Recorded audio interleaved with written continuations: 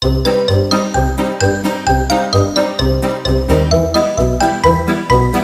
everybody, it's Gypsy, and welcome to On the Edge of Appalachia. So, in light, again, of the season, it is October. Today we are going to make chocolate chip pumpkin cookies. Yeah, that just sounds so good.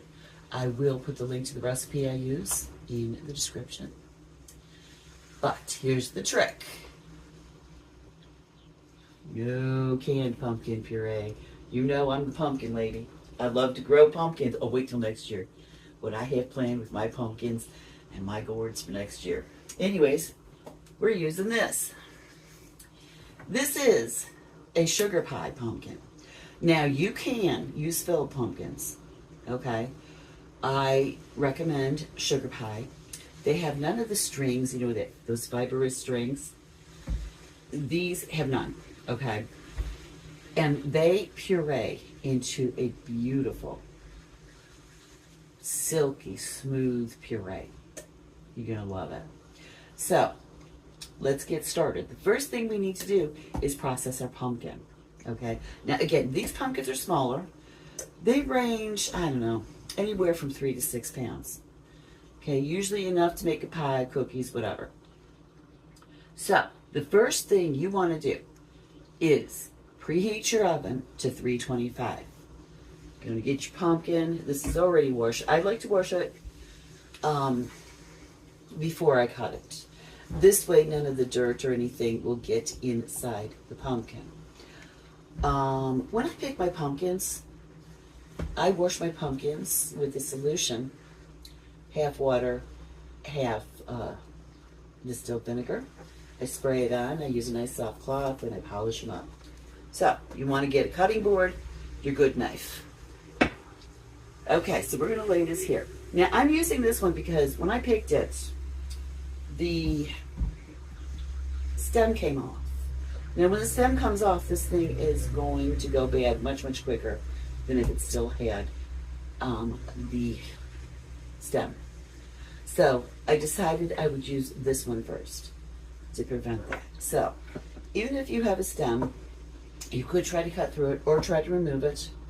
But what we want to do, now if you're using a filled pumpkin, a big pumpkin, I would probably cut this like in fourths. But since this is a sugar pie and it's little, I'm going to do halves.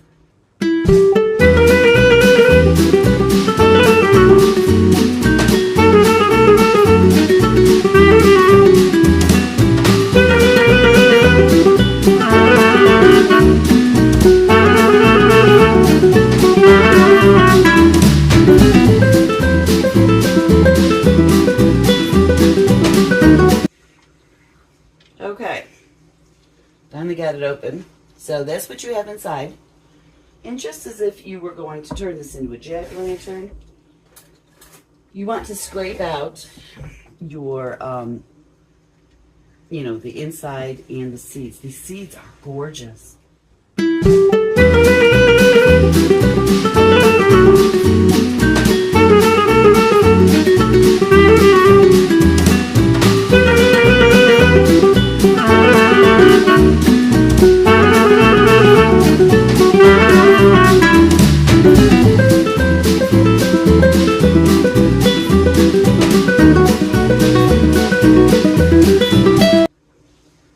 Okay, so you've got the inside emptied out. You want to get out one of your good pans. And we're going to cover the top with some tin foil.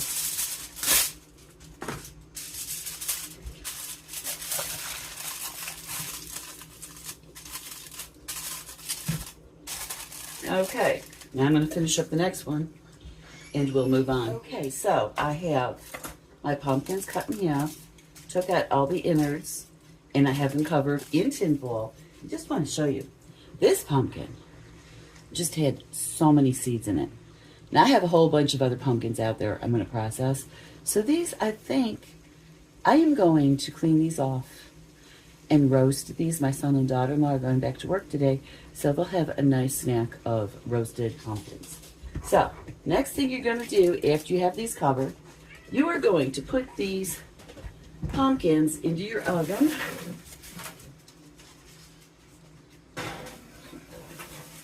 For 1 hour, okay? So I'll get back to you then and you can see what they look like. Okay, everyone, so roasted the halved pumpkin for an hour at 325. So we're gonna remove the full, see how it looks. Oh, it looks nice. I don't know if you guys can see this. Oh, it looks perfect.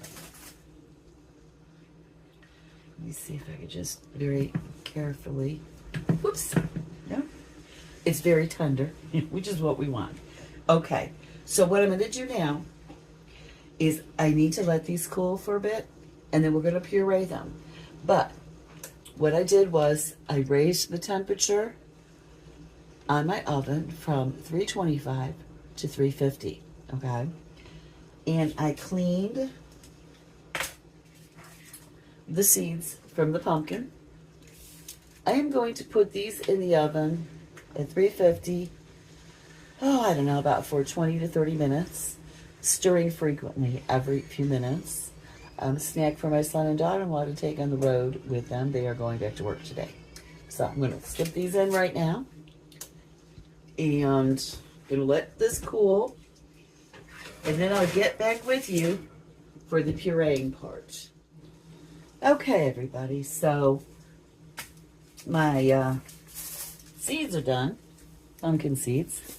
They're nice golden brown. These cool very quickly. So I'm going to package these up. And our pumpkins are cool. Now, at this point, you can either peel this off, depending on the pumpkin. Now, this pumpkin is so tender that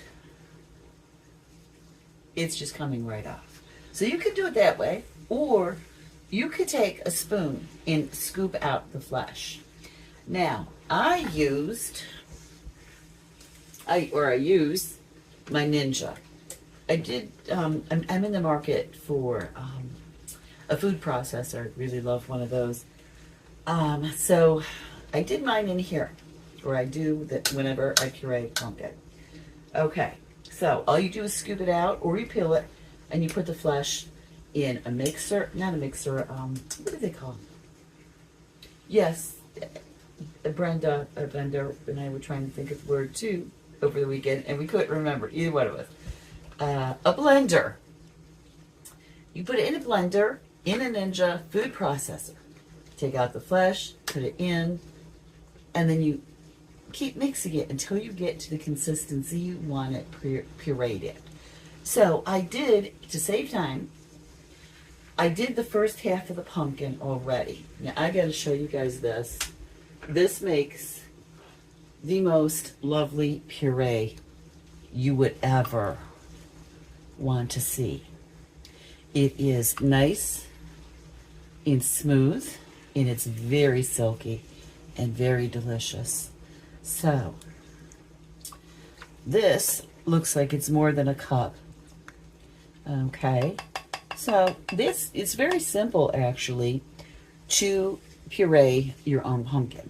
The hardest part is cutting your pumpkin in half, and it's the most difficult. So we've got a puree. We are going to move on to baking the cookies in just a moment, so stay tuned. Okay, so now we're ready to move on to baking our cookies. So the first thing you want to do is preheat your oven to 350 degrees. While it's preheating, you start mixing everything together. So the first thing we're going to do is put in our pumpkin puree. I believe this recipe makes approximately 2 dozen cookies. So we're going to put our puree in here. Now, if are using very, very fresh pumpkin puree where you just baked your pumpkin and pureed it, it's going to have a different consistency than like canned that you buy at the store, or even, you know, pumpkin you have preserved. Um, those cases, the moisture seems to go out of it a little more. So there's more moisture here. You may have to adjust like your flour or something like that. So just go by what you think while you're making them, the like consistency of your dough. Okay, so we've got the puree in here. We need 1 cup of white sugar. Okay, so next it calls for a 1/2 cup of butter. When I bake, especially something like cookies or muffins, I prefer using lard because I prefer the consistency that you get. It's like kind of like crunchy on the outside, soft in the middle. I just prefer it. I'm sorry, it doesn't even call for butter. It calls for oil, vegetable oil. I don't use vegetable oil. I just don't think the over-processing, first of all, is healthy. But I prefer to use lard, not Crisco, lard. My second choice is butter. So I am going to substitute the oil with lard. Now, sometimes what I like to do is cut it in half. Like say do 1/4 cup of lard and 1/4 cup of butter. And I only use real butter. I don't use margarine or anything like that. I find it very questionable. I want to use natural, safe,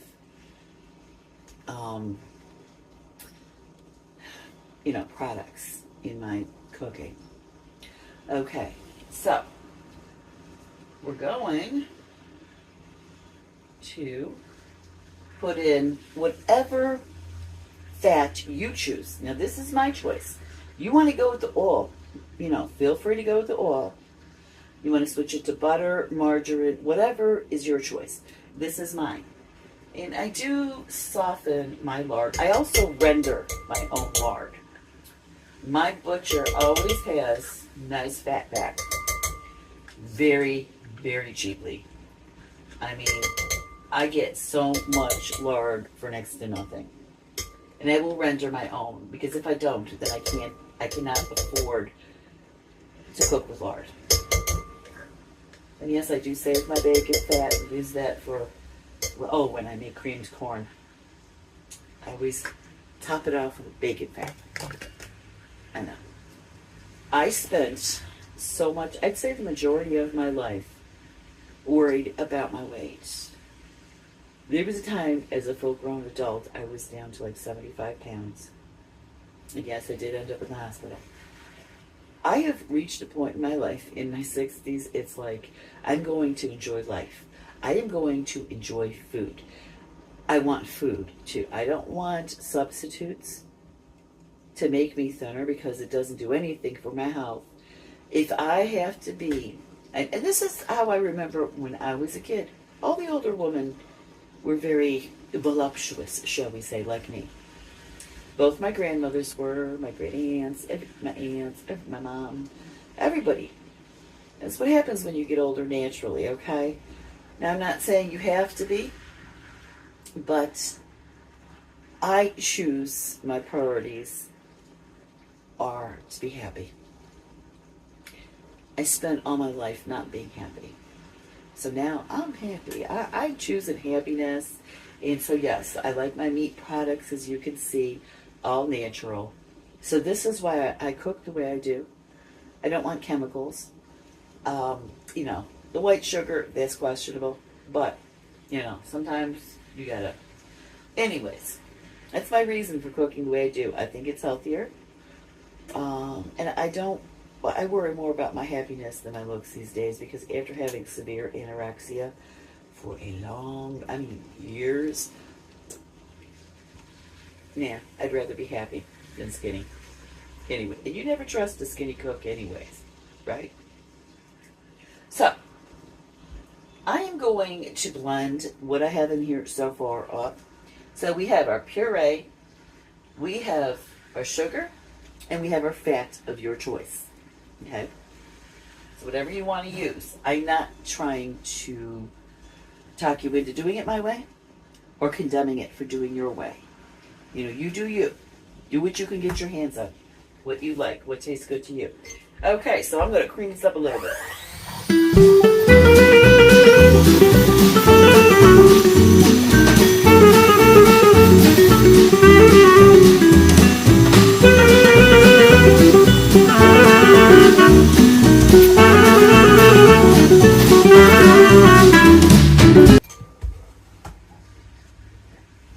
Okay, this, I don't know if you can see very well. You get a good angle, that's what it looks like. So now you've had an egg. It says a large egg. My eggs, you know, they're large. I have very easy access to farm fresh eggs. I am surrounded by people who have chickens. So it's easy for me to get this. You get what you can get, okay? This is just my preference. I just happen to be blessed with where I live. Get what you could get, but you put in an egg. Okay. And then you save those eggs to grind up to put in your soil for when you grow your plants. You do your garden. So I'm going to whip this up a little more.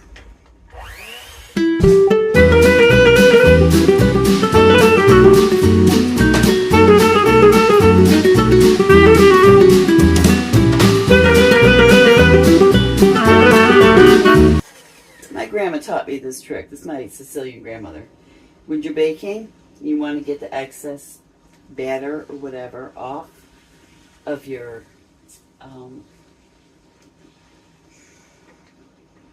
off of these. You keep it, you know, low in the bowl, but not into your batter.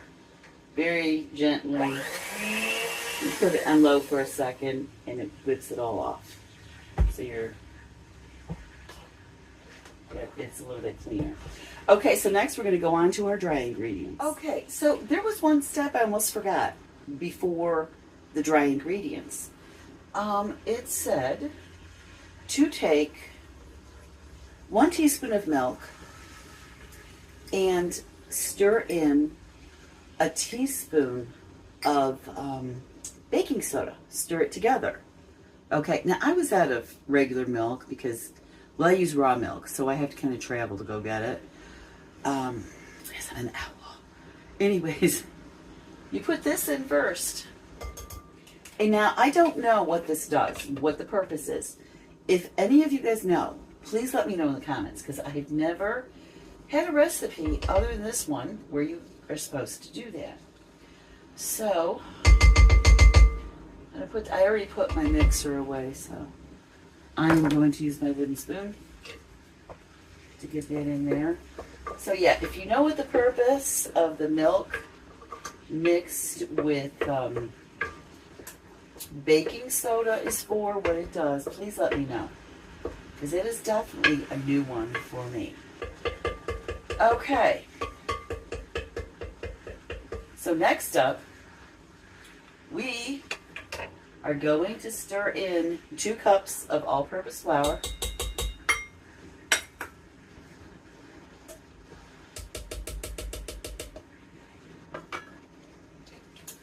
So I'm going to put that in. I'm going to stir it around.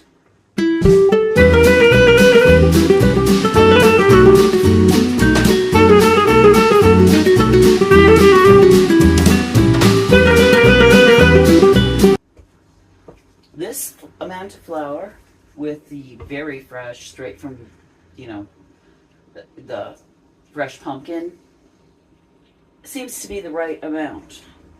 It is very, it's very thick. See that? So I think I'm pleased with the consistency. So, anyways, what we do next is we want 2 teaspoons of baking powder It calls for 2 teaspoons of cinnamon. I do have to confess here, I always put in a little more because I love my cinnamon. And a half a teaspoon of salt. So I'm going to put those in. Now, it does not call for nutmeg, but I love nutmeg, so I'm going to grate just a tad in here. I have a jar full of fresh nutmeg. Got a little grater here. So I'm just, this is just my thing. It's a choice, personal choice here. I always say make your recipes your own. You're making something and you want to take something out or add to it. My dad used to call me Chef Tell years ago when I was a young adult and he was still alive. Yeah, so this is what I do. Okay, so I'm going to put that in.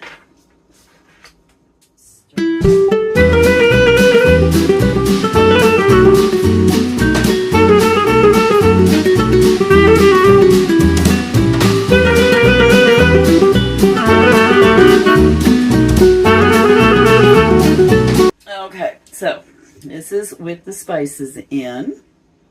Okay. I don't think I did that the right way. There you go.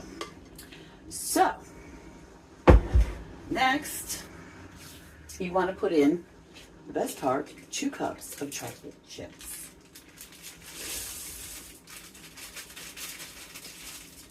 And an entire tablespoon of vanilla.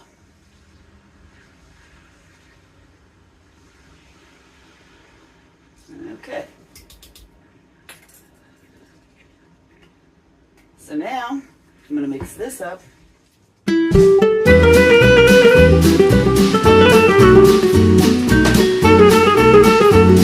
Okay, so now we have our oven heated to 350, and we have our cookie dough made. So now we're going to drop it on our cookie sheet. I just I don't think you really need to grease it or anything, but I like to just lay down some parchment paper. This is my cast iron sheet, so I kind of take special care of it. So I'm just going to take a spoon. Depending on the size of the cookie you want, you could use a tablespoon, teaspoon, ice cream, not ice cream scoop. What were those, melon ballers? Thank you, Mom. I just heard my mom give me the word. She used to use a melon baller. Always came out the perfect size. I don't think I had one. I actually think I have my mom's somewhere. I'm just not sure where it is. Okay, so we're just gonna scoop these.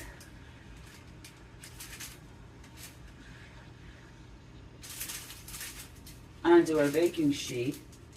This baking sheet, for my 60th birthday, my son and daughter-in-law bought me a couple of pieces of Lodge cast iron. So yeah, I'm very careful with them. I got this in a pie dish. I've got my first cookie sheet with my cookies on it. I am going to place these in the oven at 350 for approximately 10 minutes. So I know it varies with ovens and what you're using. I have found when I use my cast iron in the oven, I sometimes have to bake it or cook it a minute or 2 longer. So we'll see what happens. Okay, so this is the first sheet completed. I did these for 11 minutes because my cast iron just seems to require a little bit more time.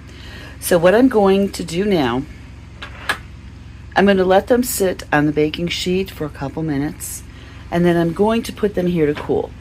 And then I will scoop more dough on here to cook until I am finished. Okay, so the cookies are complete. I think I will taste one. Looking for a smaller one. Okay, it's not smaller, but I'm going to go with this one. Very good flavor. I was hoping for a less cakey, spongy consistency, but they're very good. So, I'm going to leave you with that. Blessed be, and make it a joyful one.